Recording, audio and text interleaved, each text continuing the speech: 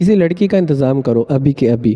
اپنے کیسل میں آتے وہ روبدار آواز میں بولتا اپنے کمرے کی جانب بڑھا تو اس کی ملازمہ جو اس کے کیسل کی رکھوالی کر رہی تھی وہ اپنا موبائل پکڑتی، کسی کا نمبر ڈائل کرتی، موبائل کان کے ساتھ لگانے لگی۔ اتنے مہینوں کے بعد وہ اپنے کیسل میں اپنے کمرے میں آتے، اس نے ایک پرسکون سانس فضا میں کھینچا، مگر بیکار۔ اس کی طبیعت میں ذرا فرق نہیں آیا تھا، اسے ابھی بھی اپنی حالت بوجھل لگ رہی تھی۔ جیب سے سگریٹ نکال کر سلگاتے وہ بالکنی کی جانب بڑھتے۔ لمبے لمبے کش لینے کے دوران اس نے موبائل میں وقت دیکھا تو 1 بج رہا تھا۔ کتنی دیر وہ وہاں کھڑے رہتے، اس کے سوچوں کا تسلط صرف مشائم پر اٹک کر رہ گیا۔ اس کی یادیں، اس کی باتیں اس کے ذہن میں تازہ ہونے لگی۔ پھر وہ تنگ آ کر اپنے ذہن کو چٹکتا، اگلی دفعہ مشائم کی جگہ زرلین چھانے لی۔ پھر وہ اس کے ذہن پر سوار ہوتی جاتی۔ دو شکلوں نے اس کے ذہن میں اس کی یادوں میں بسیرا کر لیا تھا، جس سے نکلنا اس وقت اسے انتہائی مشکل لگا تھا۔ اسی لیے تو وہ مصروف ہونے آیا تھا، تاکہ کچھ پل اس کا ذہن ان دونوں کو نہ سوچے۔ ابھی وہ اپنے دل و دماغ میں لگی جنگ سے لڑ رہا تھا جب اچانک سے کلک کی آواز سے دروازہ کھلا اور ایک لمبے قد والی لڑکی اندر داخل ہوئی۔ دروازے کی چرچراہٹ پر زاویان نے اپنی گردن موڑتے دروازے کی جانب دیکھا، جہاں وہ لڑکی نائٹ ڈریس میں ملبوس اب اس کی اور آنے لگی تھی۔ اس کا بےہودہ کالے رنگ کا لمبا گاؤن دیکھتے ایک پل کو زاویان کو بے تحاشا کوفت ہوئی تھی، مگر اگلے ہی پل وہ اپنی آنکھیں بند کرتا خود کو پرسکون کرنے لگا۔ یہ ہینڈسم ڈیمن کہاں تھا اتنے دنوں سے؟ زاویان کو وائٹ سلک شرٹ میں اور بلیک جینز میں دیکھتی وہ ایک ہی نظر میں اس کی اسیر ہونے لگی تھی۔ تمہیں پتا، 4 یا 5 مہینے پہلے پری بکنگ کروائی تھی میں نے، اب کہاں جا کر مجھے تمہاری قربت نصیب ہوئی ہے۔ وہ لڑکی کافی حسرت سے بولتی، ترستی نگاہوں سے اسے دیکھتی اس کے قریب آن پہنچی۔ بیڈ پر جاؤ، میں آتا ہوں۔ ہاتھ میں پکڑے سگریٹ کو زمین پر گرا کر اس نے اپنا جوتا مسلتے روبدار آواز میں کہا، تو وہ لڑکی اس کی اجڑی ہوئی حالت کو نظر انداز کرتی مڑتی اس کے بیڈ پر جا کر بیٹھی تھی۔ اس کے جاتے ہی زاویان نے لمبے لمبے سانس لیے اور ایک پل ہی اس کا ضمیر اسے جھنجھوڑنے لگا۔ اس کے ذہن میں مشائم کی باتیں گردش کرنے لگی۔ مشائم نے کہا تھا کہ ایک مرد کو اپنی نیت اور نظر صاف رکھنی چاہیے، تبھی اس کا کردار پاک لگے گا۔ یہ سوچ ذہن میں آتے اس کے اندر سے آواز آئی تھی، تو کیا میرا کردار گندا ہے؟ مطلب میں جو کر رہا ہوں اور جو کرنے جا رہا ہوں وہ سب گند ہے؟ پورے 5 منٹ میں اس نے اس بارے میں سوچا۔ جب کوئی جواب نہیں ملا تو اس نے اپنی سوچ کو جھٹک دیا۔ تبادن اسی وقت لڑکی نے زاویان کو آواز لگائی، مجھے اور کتنا انتظار کرنا پڑے گا ڈیمن؟ اس کی آواز اونچی تھی، وہ اپنے پیروں سے اپنے جوتوں کو آزاد کر رہی تھی جب اس کی پکار پر زاویان کمرے میں لوٹ آیا۔ بیڈ پر اس کے قریب پہنچتے زاویان نے اپنی شرٹ کو اتار کر دور پھینکا اور جلدی اس لڑکی پر جھکنے لگا۔ اپنے دونوں ہاتھوں کو اس کے دونوں اطراف بیڈ پر رکھتے وہ اس پر جھکا، اس کے چہرے کو دیکھنے لگا۔ وہ لڑکی اس کے اس طرح دیکھنے پر شوخی ہو چکی تھی۔ پھر اگلے ہی لمحے اس نے اپنا ہاتھ زاویان کے چہرے کی جانب بڑھایا، مگر زاویان نے اس سے پہلے ہی اس کے ہاتھ کو جھٹک دیا۔ یہ میں غلط کر رہا ہوں، میں اپنا کردار خود گندا کر رہا ہوں، میں گناہ میں ملوث ہو رہا ہوں، میں اللہ کو ناراض کر رہا ہوں، میں تو نماز پڑھتا ہوں نا، پھر میں یہ سب کیسے کر سکتا ہوں؟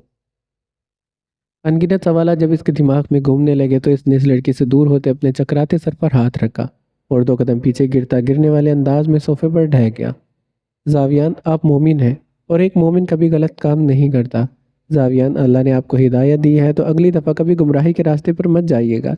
زاویان، آپ پاک مرد بنے، اپنے پاک دامن کو پاک بنائے تاکہ کوئی غیر عورت آپ کی جانب دیکھنے سے کترائے۔ مشائم کے الفاظ، اس کی باتیں اس پر اثر کرنے لگی تھی۔ زاویان نے اب اپنے بالوں میں انگلیاں پھنسائی تھی، اسے کچھ سمجھ نہیں آیا تھا وہ اب کیا کرے اور کیا نہ کرے۔ اکثر مائیں اپنے بچوں کی پرورش میں غلطی کر جاتی ہیں اور آج زاویان کو شدت سے محسوس ہو رہا تھا۔ اگر والدین غور کریں، والدین کی پرورش ہی بچوں کا مستقبل ہے، تو وہ کبھی بھی اپنی پرورش میں کوتاہی نہ کرے۔ Damon, are you okay? وہ لڑکی اٹھ کر زاویان کے پاس آئی تو زاویان نے اسی وقت اسے اپنے بازو سے دھکا دیا تھا۔ چلی جاؤ یہاں سے، میں نے کہا جاؤ یہاں سے۔ وہ سرخوتی نظروں سے اپنا چہرہ اٹھا کر اس کی جانب دیکھتا بلند کڑکدار آواز میں بولا تو وہ لڑکی ڈر کر 2 قدم پیچھے ہوئی تھی۔ زاویان نے اگلے ہی پل اپنی جیب سے اپنا والیٹ نکالا اور نوٹوں کو ہاتھوں میں پکڑتے اس لڑکی کی جانب اچھالتے اس پر بارش کر دی تھی، یہ پیسے اٹھاؤ اور جاؤ یہاں سے۔ وہ گرا گرا کر بولتا اب صوفے سے اٹھ گیا تھا، اس کی رنگت سرخ ہو گئی تھی، اس کی وینز باہر آنے لگی تھی۔ پھر وہ جلد از جلد اپنے پاگل پن کو قابو کرتا واش روم کی جانب بڑھ گیا تھا۔ پورے 15 منٹ کے بعد وہ واش روم سے شاور لے کر نکلا اور وضو کر کے باہر نکلا اور دیکھا کہ وہ لڑکی پیسے لے کر جا چکی تھی۔ زاویہ نے اپنے ملازمہ سے جائے نماز منگوایا اور قبلے کی رخ کرتے ہوئے جائے نماز بچھا کر مخصوص جگہ پر بیٹھ گیا۔ زاویہ نے اوپر کی جانب دیکھا اور اپنے دونوں ہاتھ دعا کی صورت میں اٹھائے تھے۔ میرے اللہ، وہ اتنا ہی بول کر خاموش ہو گیا۔ اس کی آنکھیں پانی سے بھرنے لگی، اسے شرمندگی ہونے لگی۔ وہ کس منہ سے اللہ سے معافی مانگے؟ زاویہ نے اپنا چہرہ ہتھیلیوں میں گرایا۔ اس کا دل بھاری ہونے لگا، اس کے آنسو اچانک سے رفتار پکڑ گئے۔ جلدی وہ ہچکیوں میں رونے لگا اور سسکنے لگا۔ اگلا پورا آدھا گھنٹہ اس نے جائے نماز پر سر رکھے مسلسل رو کر گزارا۔ میرے اللہ، میں تیرا گناہ گار بندہ ہوں۔ میرے اللہ، میں نے اپنی پوری زندگی میں صرف گناہ ہی گناہ کیے ہیں۔ اے میرے اللہ، تو میرے حال کو سمجھ، میں نہیں جانتا تو مجھے معاف کرے گا بھی یا نہیں، مگر میرے اللہ تیری بندی کہتی ہے تو بڑا مہربان ہے، تو معاف کرنے والا ہے۔ وہ کہتی ہے زاویان، آپ ایک دفعہ اللہ سے سچے دل سے معافی مانگ کر تو دیکھیں، اس سے توبہ کر کر تو دیکھیں، وہ اسی وقت آپ کو معاف کر دے گا۔ آپ اس کی جانب قدم بڑھاؤ تو وہ آپ کے ڈگمگاتے گمراہی والے قدموں کو روک لے گا۔ وہ مشائم کا حوالہ دینے لگا جس نے اسلام کے متعلق اس کی سوچ کو بدلا تھا، اسی دین کے بارے میں بتایا تھا جو چاہتی تھی وہ نیکی کا راستہ اختیار کر لے، اور آج وہ جائے نماز پر بیٹھا گڑ گڑا رہا تھا، اپنے گناہوں کی معافی مانگ رہا تھا، صرف مشائم کی وجہ سے۔ وہ کہتی ہے اللہ ہر کسی کو ہدایت دیتا ہے، اللہ تو مجھے ہدایت دے دے، اللہ تو مجھے سیدھا راستہ دکھا دے۔ میں تجھ سے وعدہ کرتا ہوں میں دوبارہ کبھی گمراہی کی طرف بھٹکوں گا بھی نہیں۔ اے اللہ، میرے دل میں نور ڈال دے، میرے دل میں ایمان ڈال دے، میرے دل کو سکون دے دے۔ اس کے رونے میں روانگی آ گئی تھی، وہ گڑ گڑانے لگا تھا، وہ اپنے لیے سیدھا راستہ مانگ رہا تھا، وہ راستہ جو صراط مستقیم کا راستہ ہے۔ اللہ، مجھے چین کیوں نہیں آ رہا؟ اس کے جانے سے مجھے بے چینی کیوں ہو رہی ہے؟ اے اللہ، یہ میرے ساتھ کیوں ہو رہا ہے؟ اللہ تو ہی بتا دے میں کیا کروں، مجھے لگتا ہے اسے دیکھوں گا تو مجھے سانس آئے گا۔ اللہ، مجھے لگتا ہے وہ میری زندگی میں واپس آئے گی تو میں دوبارہ سے جینے لگوں گا۔ میرے اللہ، میں جانتا ہوں میں بہت گناہ گار ہوں اور وہ پاک عورت ہے، لیکن میرے اللہ، میں اس کے لیے پاک مرد بننے کو تیار ہوں، بس وہ مجھے دوبارہ سے مل جائے۔ وہ کہتی ہے نا میں اس کے ساتھ نماز پڑھوں، بس وہ مجھے مل جائے، میں نماز بھی پڑھوں گا۔ وہ کہتی ہے میں شلوار قمیض پہنا کروں، میں پہن لوں گا۔ وہ کہتی ہے میں قرآن پڑھا کروں، میں پڑھ لوں گا، میں سب کچھ کروں گا، بس وہ مجھے دوبارہ سے مل جائے۔ وہ چلی گئی ہے تو ایسا لگتا ہے جیسے میری سانسیں اپنے ساتھ لے گئی ہے، میرا سکون اپنے ساتھ لے گئی ہے۔ اللہ، تو ہر بشر کے دل کا حال جانتا ہے۔ اللہ، مجھے وہ پاک عورت چاہیے۔ اے اللہ، تو جانتا ہے، سب کی سنتا ہے، تو میری بھی سن لے، مجھے سکون عطا کر دے۔ اللہ، تو مجھے اس کے قابل بنا دے۔ اللہ، وہ پارسا ہے، مجھے بھی تو پاک دامن بنا دے۔ اس کی آواز نمی سے بھر گئی تھی، اس کا پورا چہرہ آنسوؤں سے تر تھا، اس کی آواز بھیگی تھی۔ اب نہ جانے کتنے ہی گھنٹے وہ اللہ تعالیٰ سے معافی مانگتا رہا تھا۔ آج بھی ان کے کمرے کی لائٹ شاذل نے بند نہیں کرنے دی تھی۔ خود تو وہ سو چکا تھا مگر نہان کو نیند نہیں آ رہی تھی۔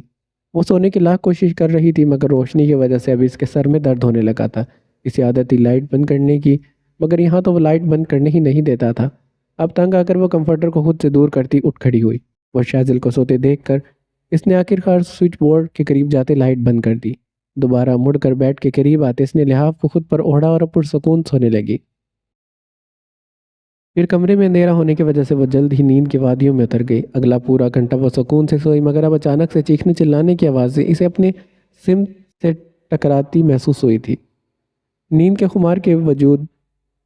خمار کے وجود نہان شاہ نے کسمسا کر جھٹ سے آنکھیں کھولی اور کمرے میں پڑتی چاند کی روشنی میں اس نے دیکھا شاذل صوفے سے ٹیک لگائے نیچے زمین پر بیٹھا اپنے بالوں میں انگلیاں پھنسائے کسی بچے کی طرح رو رہا تھا، چلا رہا تھا۔ ایک پل میں تو نہان کو سمجھ نہیں آئی کہ آخر اسے ہوا کیا ہے۔ اس نے تب ہی بیڈ سے اٹھ کر فوراً سے لائٹ جلائی اور شاذل کی جانب بڑھ گئی تھی۔ وہ اپنے بالوں کو کھینچنے لگا۔ نہان کے قریب آنے پر وہ یکدم سے اس کی چیخوں کی آواز تیز ہوئی تھی۔ شاذل، شاذل، سٹاپ شاذل، یہ کیا کر رہے ہو تم؟ وہ بالوں کو نوچ رہا تھا اور نہان اس کے قریب جاتی اس کے ہاتھوں سے اس کے بال چھڑوانے لگی۔ وہ یکدم ہی بے قابو ہونے لگا تھا، اسے ڈر سا لگ رہا تھا، جسے دیکھ کر نہان نے اسے قریب کیا اور اس کی پشت پر ہاتھ رکھ دی۔ وہ اسے نارمل کرنے لگی۔ نہان نے اسے اپنے سینے کے ساتھ لگایا اور اس کے چہرے پر ہاتھ پھیرتی وہ اسے پرسکون کرنے لگی۔ اگر اس دفعہ شاذل اپنے حواسوں میں ہوتا اور نہان شاہ کو اپنے اتنے قریب دیکھتا تو وہ واقعی پاگل ہو جاتا۔ شاذل، کچھ نہیں ہوا؟ شاذل، یہاں دیکھو۔ شاذل، میں یہی ہوں تمہارے پاس۔ وہ نہیں جانتی تھی شاذل کو اندھیرے سے فوبیا ہے۔ جب اسی وقت ان کا دروازہ کھلا اور شاسمین بیگم اور ابدار صاحب اندر داخل ہوئے۔ نہان فوراً سے اسے دور ہوئی تو شاسمین بیگم نے اس کے قریب پہنچتے اسے نارمل کیا تھا، اسے پانی پلایا تھا، پھر کہیں جا کر شاذل پرسکون ہوا تھا۔ شنایا، مجھے عنبر شاہ پر شک تھا، مجھے لگا تھا وہ شیخ عالم کے ساتھ ملی ہے، اسی لیے میں نے اسے طلاق نہیں دی تھی، تاکہ جب تک مجھے کنفرم نہیں ہو جائے وہ میری نظروں کے سامنے رہے تو بہتر ہے۔ بالاچا لیپ ٹاپ کھولے بیٹھا تھا اور شنایا اس کے قریب بیٹھے سے سن رہی تھی۔ بالاچ نے اسے ساری بات بتائی تھی کہ اس پلان میں شیخ عالم کے ساتھ کوئی ملا ہوا ہے اور وہ کون ہے اس کا پتہ تو وہ لوگ لگوا رہے تھے، لیکن بالاج آپ کہتے ہیں کہ یہ ایک سوچی سمجھی سازش تھی اور اس کام میں اس کے ساتھ کوئی اور بھی ملوث ہے، تو وہ دوسرا بندہ کون ہے؟ ایسا کون ہے جو ہمیں نقصان پہنچانا چاہتا ہے؟ شنایا سوچ میں ڈوبی بولی تھی، ہاں شنایا، یہی تو میں پتہ لگوا رہا ہوں، وہ اپنے منہ سے سچائی نہیں اگل رہا، اسی لیے میں نے اب اسے آزاد کر دیا ہے۔ بالاج آپ نے اسے آزاد کیوں کیا؟ بالاج ایک وہی تو ہے جو بتا سکتا ہے، آخر یہ کس کی سازش تھی؟ بالاج لیپ ٹاپ پر تیز تیز انگلیاں چلانے لگا جب اچانک سے اس کی توجہ کھینچی تھی جب شنایا نے اچانک سے اس کی توجہ کھینچی تھی۔ اسی لیے اسے آزاد کیا ہے شنایا، کیونکہ مجھے پورا یقین ہے اس کے آزاد ہوتے ہی اس کا پارٹنر اسے ملنے آئے گا، اور پھر جب وہ ملنے آئے گا تو اس کا پردہ اسی وقت فاش ہو جائے گا۔ اس نے لیپ ٹاپ پر اب ایک سکرین آن کی تھی جس پر ایک کیمرے کی فوٹیج شو ہونے لگی۔ اور یہ کیسے ہوگا بالاج؟ یہ دیکھو سکرین پر، میں نے اپنے خاص بندے کو اسی کی جاسوسی کرنے کا بول دیا ہے، وہ اب جہاں بھی جائے گا اس کی ریکارڈنگ میرے پاس آئے گی۔ ان دونوں کی نظریں اب سکرین پر مرکوز ہو گئی تھی، وہ دیکھ رہے تھے شیخ عالم سڑک کے درمیان سے گزر رہا تھا، اس نے اپنی حالت کو بہتر کر لیا تھا۔ اب وہ روڈ کو کراس کرتا ہوا ایک کیفے کی جانب بڑھنے لگا، لمبے اونی کوٹ میں ہاتھ پھنسائے وہ موبائل میں کسی کو کال ملا رہا تھا اور جلد ہی کسی سے بات کرنے لگا۔ وہ مخصوص جگہ پر جا بیٹھا۔ 10 منٹ کا انتظار بالاج اور شنایا کو بے حد طویل لگا تھا۔ انہوں نے دیکھا 10 منٹ کے بعد سامنے کوئی لڑکی چلتی ہوئی آ رہی تھی اور آتے ہی کرسی کھینچ کر وہ شیخ عالم کے سامنے بیٹھ گئی تھی۔ اس لڑکی نے اپنا چہرہ پوری طرح سے کور کیا تھا، بس اس کی آنکھیں دکھائی دے رہی تھی۔ گلے کے گرد لپٹے مفرل کو لوز کرنے کے لیے اس نے اپنے ہاتھ اوپر کی جانب کیے۔ اس نے جیسے ہی عمل کیا اس کے ہاتھ میں چمکتے سٹون کے بریسلٹ پر بیک وقت شنایا کی نظر پڑی تھی۔ اس کے 14 طبق روشن ہو گئے تھے۔ شنایا نے ٹکر ٹکر نظروں سے اس لڑکی کو دیکھا، پھر دوبارہ سے اس کے ہاتھ کی جانب دیکھا۔ یہ وہی بریسلٹ تھا، وہ پہچان گئی تھی، وہ بھلا کیسے دھوکہ کھا سکتی تھی؟ شنایا کی نظریں فریز ہو گئی، وہ بس اس کے کلائی میں موجود بریسلٹ کو ٹک ٹکی باندھے دیکھنے لگی۔ اسے ایک پل کو لگا تھا جیسے کمرے کی پوری چھت اس پر آن گری ہو۔ اس کے کان سائیں سائیں کرنے لگے، اس کی آنکھیں بے یقینی سے پھیلتی چلی گئی۔ اوہ شٹ! مدثر، اس لڑکی کا پورا چہرہ تو کورڈ ہے، ہم کیسے پہچانیں گے یہ کون ہے؟ بالاج اپنے کان میں لگے آلے سے شخص کی بات سننے کے بعد بولا، بالاج یہ کیفے کہاں ہے؟ اس کا سکتہ ٹوٹا تو وہ زخمی لہجے میں بولنے لگی۔ دل میں ایک ڈر تھا جب وہ سوچ رہی ہے کہیں ویسا ہی تو نہیں ہے، یہی پاس میں ہی ہے۔ مصروف سے انداز میں جواب دیتے بالاج نے اس لڑکی پر زوم کیا، جس کی وجہ سے اس کی آنکھوں کا کلر شنایا کو بخوبی نظر آیا تھا۔ یہ دیکھ کر کچھ ٹوٹا تھا اس کے اندر، جس کی آواز اس کے کانوں میں ناچی تھی۔ چلیں پھر، ہمیں وہاں جانا ہوگا ابھی۔ وہ بڑبڑاتی اٹھ کھڑی ہوئی جب بالاج نے اسکرین سے نظر ہٹا کر ناسمجھی سے اس کی جانب دیکھا تھا۔ آپ مدثر کو بولے انہیں وہاں سے جانے نہ دے، ہم وہاں پہنچ رہے ہیں۔ شنایا نے عجلت میں اپنا حلیہ ٹھیک کیا، پھر دوپٹے کو اچھی طرح خود پر لیتے اس نے مڑ کر بالاج کو دیکھا۔ شنایا تمہیں پریشان ہونے کی ضرورت نہیں ہے، میں معاملہ سنبھال لوں گا۔ یہ لڑکی کون ہے اس کا پتہ بھی لگوا لیں گے۔ بالاچا سمجھ نہیں سکا تھا شنایا کا ایسا رویہ۔ بالاج میں جانتی ہوں اس لڑکی کو، آپ بس میرے ساتھ چلیں ورنہ وہ لوگ وہاں سے چلے جائیں گے۔ اس کے بولنے پر بالاج نے اسے گھورا تھا، پھر 2 منٹ کے بعد وہ اپنا لیپ ٹاپ بند کرتا اٹھ کھڑا ہوا۔ لیکن تم اس لڑکی کو کیسے جانتی ہو؟ بالاج وہ سب باتیں بعد میں، ابھی پلیز چلیں ورنہ دیر ہو جائے گی۔ ٹھیک ہے، مگر پہلے میں جاتا ہوں، گیراج سے گاڑی نکالتا ہوں، پھر تم آنا۔ کہتے ہوئے وہ باہر کی جانب بڑھا، اپنے کان میں لگے ایئرپورٹس کی وجہ سے اگلے شخص کو کچھ ہدایت کرنے لگا۔ نیچے جاتے بالاج شاہ نے گاڑی گیٹ سے باہر نکالی جب شنایا سب کی نظروں سے اوجھل ہوتی کرتی کی رفتار سے آتی فرنٹ سیٹ سنبھال گئی تھی۔ اسی وقت بالاج شاہ نے گاڑی کو مخصوص جگہ کی جانب دوڑا دیا تھا۔ تقریباً 10 منٹ کے سفر کے بعد وہ دونوں اس کیفے کے سامنے جا کھڑے ہوئے۔ شنایا کے ہاتھ پاؤں تھر تھرانے لگے، مگر وہ بہت ساری ہمت جمع کرتی بالاج شاہ کے ساتھ کیفے کے اندر انٹر ہونے لگی۔ دونوں ایک ساتھ چل رہے تھے جب بالاج شاہ کی نظریں اپنے مخصوص آدمی پر پڑی۔ اس آدمی نے 2 ٹیبل چھوڑتے تیسری ٹیبل کی جانب اشارہ کرتے بالاج شاہ کی توجہ اس جانب مبذول کروائی تھی۔ اس کے اشارے کے تعاقب میں شنایا اور بالاج دونوں نے ایک ساتھ اس ٹیبل کی جانب دیکھا تھا۔ بالاج کی نظریں شیخ عالم کے پشت سے جا ٹکرائی اور شنایا کی سیدھی پڑتی نظر اس لڑکی سے ٹکرائی تھی۔ احساس وہی تھا، انداز وہی تھا، اپنائیت وہی تھی، آنکھیں وہی تھی، بریسلٹ وہی تھا۔ پھر شنایا کیسے دھوکہ کھا سکتی تھی؟ اس کا دیا بریسلٹ اس لڑکی کی کلائی میں موجود تھا، وہ کیسے بھول سکتی تھی؟ وہ اب تیز تیز قدم اٹھاتے مخصوص ٹیبل کی جانب بڑھنے لگے جب اس لڑکی نے خود پر جمتی تپش بھری نگاہیں محسوس کرتے ایک لمحے کے لیے شیخ عالم سے نظر ہٹا کر سامنے دیکھا، جہاں سے شنایا اور بالاج چلتے ان کے کافی قریب پہنچ گئے تھے۔ ایک سیکنڈ کو اس لڑکی کے چہرے کا رنگ اڑا تھا۔ اس نے آنکھیں سٹپٹائی مگر منظر نہیں بدلا۔ اس سے پہلے شنایا اس کے قریب آتی، اسے بالوں سے جکڑ لیتی، لیکن وہ اسی وقت پھرتی کی رفتار سے کرسی چھوڑ کر ایک لمحے کی مہلت دیے بغیر وہاں سے بھاگنے لگی۔ وہ اچانک سے بھاگی تو شنایا نے اسی رفتار سے اس کے پیچھے دوڑ لگا دی۔ اس سے پہلے شیخ عالم معاملہ سمجھتا اور اپنا راستہ پکڑتا، تبھی بالاچا نے پیچھے سے اس کی اونی کوٹ کو اپنے ہاتھ میں لے کر اسے قابو میں کرتے اس کی راہ فرار پر پانی پھینک دیا تھا۔ مدثر، اسے پکڑو، تم دھیان رکھنا یہ بھاگ نہ پائے۔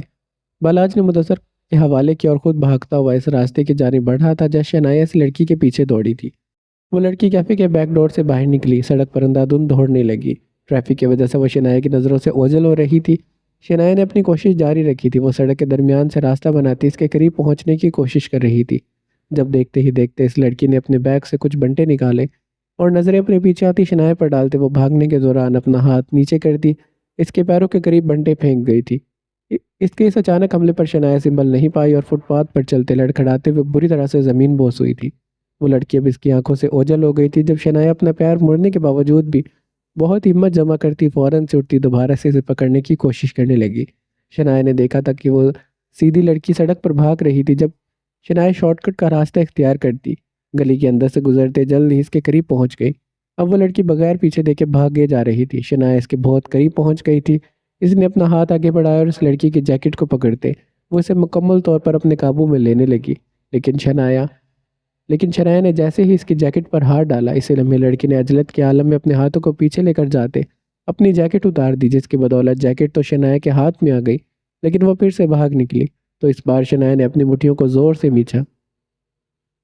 اب وہ دونوں تنگ گلیوں سے گزر رہی تھی۔ شنایا ایک جگہ بہت ساری مٹی کا ڈھیر دیکھ کر اپنے قدموں میں تیزی لاتی وہ اپنے ہاتھ کی مدد سے اس لڑکی کو دھکا دیتی اسے اس وقت مٹی کے ڈھیر پر گرا گئی تھی۔ شنایا کے پیچھے سے دھکا دینے کی وجہ سے وہ اپنا توازن برقرار نہیں رکھ پائی اور مٹی کے ڈھیر پر جا گری۔ شنایا اس کے پاس پہنچی اور اس نے اسے بالوں سے پکڑ لیا۔ لڑکی کے منہ سے ایک دم سسکی نکلی جب شنایا نے اسے بالوں سے پکڑتے سیدھا کرنا چاہا، پھر وہ جیسے ہی سیدھی ہوئی اس نے موقع کا فائدہ اٹھاتے اپنے دونوں ہاتھوں میں مٹی بھر کر شنایا کے چہرے کی جانب اچالی تھی، جو اس کی آنکھوں میں جاتی اسے یکدم سے تڑپنے پر مجبور کر گئی تھی۔ شنایا کی اس کے بالوں میں گرفت ڈھیلی ہوئی تھی۔ اس نے اپنی آنکھوں پر ہاتھ رکھتے اپنی آنکھوں کو مسلا۔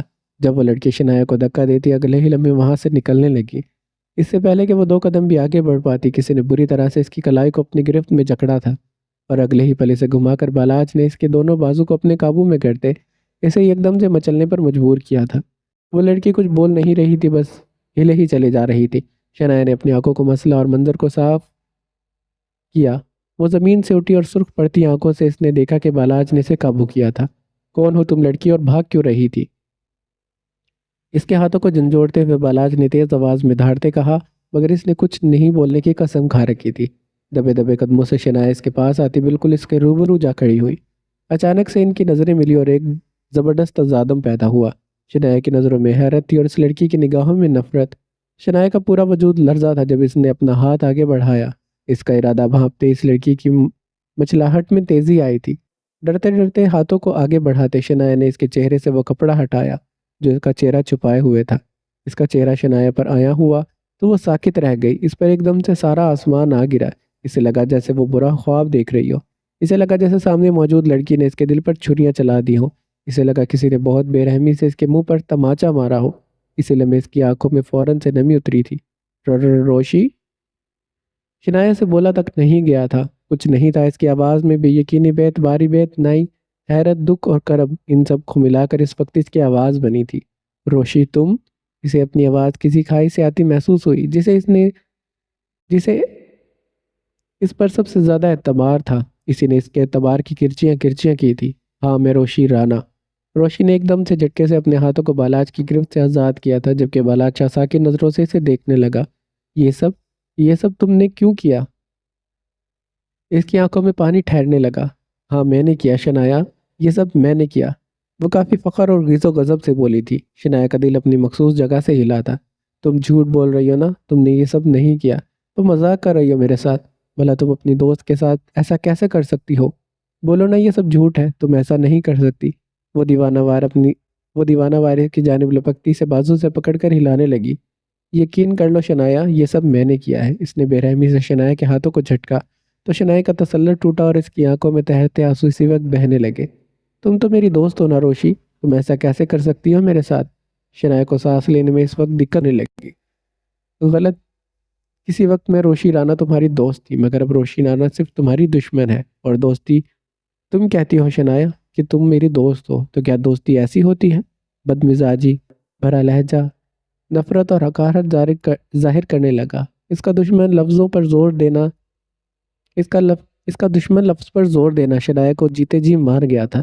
میں نے تمہارے لیے اتنا سب کیا، میں نے تمہارے لیے سارا الزام خود پڑھ لیا، تمہاری وجہ سے میں نے آج تک یہ بات اپنے گھر میں کسی کو نہیں بتائی، تمہاری وجہ سے میں نے اپنی بیسٹ فرینڈ زرلین کو کھو دیا، تمہاری وجہ سے وہ مر گئی، تمہاری وجہ سے 2 خاندان ٹوٹ گئے، تمہاری وجہ سے اتنا سب کچھ ہوا۔ تمہیں میں نے اپنی دوست کم اور بہن زیادہ مانا، تمہارے ہر مسئلے میں تمہارا ساتھ دیا، تمہیں جب بھی کبھی میری ضرورت ہوئی میں نے تمہاری ہر طرح سے مدد کی، میں نے تمہارے لیے لاکھوں جھوٹ بولے، صرف تمہارے لیے میں نے زرلین کی موت کے پیچھے کی کہانی سب سے چھپائی کہ اگر سب کو پتہ چل جائے تو پولیس کیس بن جائے گا اور کہیں کوئی بات تم پر نہ آ جائے، تمہاری عزت خراب نہ ہو جائے، تمہاری فیملی کو پتہ نہ چل جائے، اتنا سب میں نے تمہارے لیے کیا اور تم بول رہی ہو ایسی ہوتی ہے دوستی؟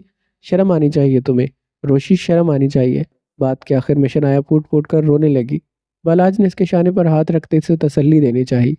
کیوں کیا تم نے میرے ساتھ ایسا؟ میں تم پر سب سے زیادہ یقین کرتی تھی، کیوں کیا یہ سب تم نے ہمارے ساتھ؟ اس کی آواز حلق میں دم توڑنے لگی۔ دوستوں کا بدلنا کیسا ہوتا ہے یہ کوئی شنایا سے جا کر پوچھے۔ تم جاننا چاہتی ہو نا میں نے ایسا کیوں کیا؟ تو سنو، میں نے ایسا اس لیے کیا کیونکہ تم مجھ سے دور ہو رہی تھی، جب سے ہمارے درمیان تمہاری وہ سو کالڈ ہونے والی بھابھی زرلین شاہ آ گئی تھی۔ تم تو مجھ سے دور ہو گئی تھی، تم کالج جاتی تھی تو مجھ سے سارا دن بس زرلین کی باتیں کرتی تھی۔ پہلے تو تم ایسی نہیں تھی، پہلے تو زرلین شاہ کہیں نہیں تھی، مگر اس کے آتے ہی تو مجھے بھول گئی۔ اس کے کہنے پر تم نے کالج چھوڑ دیا اور اس کے ساتھ فیشن ڈیزائننگ کا کورس کرنے لگی۔ اس کی وجہ سے تم نے مجھ سے بات کرنا کم کر دی۔ میں جب بھی تمہیں کال کرتی تھی تب بس یہ کہنا شروع کر دیتی تھی روشی بعد میں کال کرنا، ابھی زرلین کے ساتھ ہوں۔ اس کے آنے کی وجہ سے تم نے خود ہماری دوستی میں دراڑیں ڈالی۔ شنایا تم نے خود ہی اپنی بربادی کا راستہ چنا ہے، اور تمہیں پتہ ہے اس دن میں بخار میں تپ رہی تھی، مجھے تمہاری ضرورت تھی، مجھے تم سے بات کرنی تھی، میں نے تمہیں کال کر کے آنے کو بولا تو تم نے کہا تم زرلین کے ساتھ شاپنگ پر جا رہی ہو، نہیں آ پاؤ گی۔ ویسے میں نے سب برداشت کیا، زرلین کی وجہ سے میں نے اپنی دوست کھو دی، لیکن اس دن میں نے خود سے عہد کیا تھا اب چاہے جو بھی ہو جائے میں تمہیں زرلین سے دور کر کے ہی رہوں گی۔ مجھے نفرت ہو گئی تھی زرلین شاہ سے، وہ ہماری دوستی میں آئی تھی تو میں نے اسے راستے سے ہٹانے کا سوچا، اس لیے ہمیں بالاج کا دل چاہا اس بے عقل لڑکی کو زندہ زمین میں دفن کر دے۔ میں جانتی تھی تمہارے ساتھ جو بھی مسئلہ ہوگا تم زرلین سے ضرور شیئر کرو گی، میں نے تمہیں مسئلے میں ڈالا، پھر تمہیں زرلین کے پاس لے گئی اور اس بیوقوف نے میرا کام آسان کر دیا، وہ خود ہی اس پلان میں حصہ بن گئی جس کے لیے یہ پلان تشکیل دیا گیا تھا۔ شیخ عالم میرا کزن ہے اور اس کی مدد سے میں نے تم لوگوں کو بلیک میل کروایا۔ میرا ارادہ صرف تم دونوں خاندان کو آپس میں بدگمان کرنا تھا، میں بس سیاہ حویلی اور سفید حویلی میں نفرت ڈالنا چاہتی تھی، زرلین اور زاویان کو دور کرنا چاہتی تھی، کیونکہ زرلین زاویان سے دور ہوتی تو تم سب سے زیادہ دور ہو جاتی، مگر افسوس معاملہ زیادہ بگڑ گیا اور وہ مر گئی۔ میرا ارادہ اسے مارنے کا نہیں بلکہ اسے ذلیل کر کے نفرت پھیلانا تھا، مگر وہ مر گئی، اچھا ہوا۔ اس کے آخری الفاظ شنایا کا ضبط توڑ گئے، اس نے اپنا ہاتھ اٹھایا، روشی کے چہرے پر کھینچ کر تھپڑ مارا، اس کی ایک زبردست تھپڑ کی وجہ سے وہ یکدم ہی زمین بوس ہو گئی۔ مجھے گن آتی ہے تمہیں اپنی دوست کہتے، میں نے آنکھ بند کر کے تم پر یقین کیا، تم میری پیٹھ پیچھے ہی مجھ پر وار کر گئی۔ ارے میں نے تو تمہیں ہر وقت صرف تمہیں ہی سوچا، تمہاری وجہ سے کوئی تکلیف نہ اٹھانی پڑے، اور تم نے اتنی بڑی گیم میرے ساتھ کھیل لی، ایسی دوستی تھی تمہاری، دوگلی نفرت اور حقارت بری۔ شنایا چیخ چیخ کر ہلکان ہو رہی تھی جب بالاج شاہ نے اسے فوراً سے اپنے ساتھ لگایا تھا اور حوصلہ دیا تھا۔ اس نے اپنے موبائل میں لگائے ریکارڈنگ کو بند کیا اور مدثر کو کال ملاتے یہاں آنے کو بولا تھا۔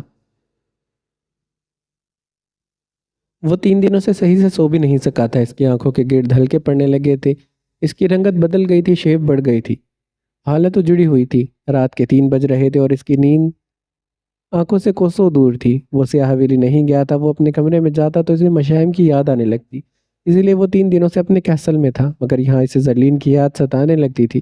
وہ الجھ چکا تھا مشائم اور زرلین کے درمیان، ابھی بھی اس کی سوچوں کا محور مختلف نہیں تھا جب اس کے کانوں میں تہجد کی اذان کی آواز آئی، اللہ اکبر، اللہ اکبر، اللہ سب سے بڑا ہے۔ اذان کی آواز اس کی سماعتوں سے ٹکرائی تو وہ بیڈ سے اٹھ کر بیٹھا اور بالکنی کی جانب بڑھنے لگا۔ اذان کے اختتام پر اس نے پرسکون فضا میں ایک سکون بھرا سانس لیا۔ پھر کمرے میں آتے اس نے وقت دیکھا اور واش روم میں جاتے وضو کیا۔ تقریباً 10 منٹ کے بعد وہ جائے نماز بچھائے ہاتھ میں موبائل پکڑے یوٹیوب سے تہجد کی نماز کا صحیح طریقہ نکالے کھڑا تھا۔ اسے نماز پڑھنی نہیں آتی تھی، وہ نہیں جانتا تھا تہجد کی نماز میں کتنی رکعت ہوتی ہیں، وہ نہیں جانتا تھا کہ نماز میں کیا پڑھتے ہیں اور کس ترتیب سے پڑھتے ہیں، اسی لیے وہ پہلے سیکھ رہا تھا، پھر پڑھنے کے ارادہ رکھتا ہوا تھا۔ اس نے اپنی شروعات تہجد کی نماز سے کی تھی۔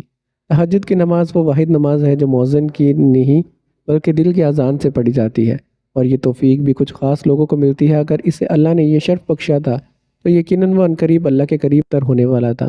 اللہ نے اسے اتنا موقع دیا تھا، پھر اللہ تو اپنے ہر بندے سے 70 ماؤں سے زیادہ پیار کرتا ہے۔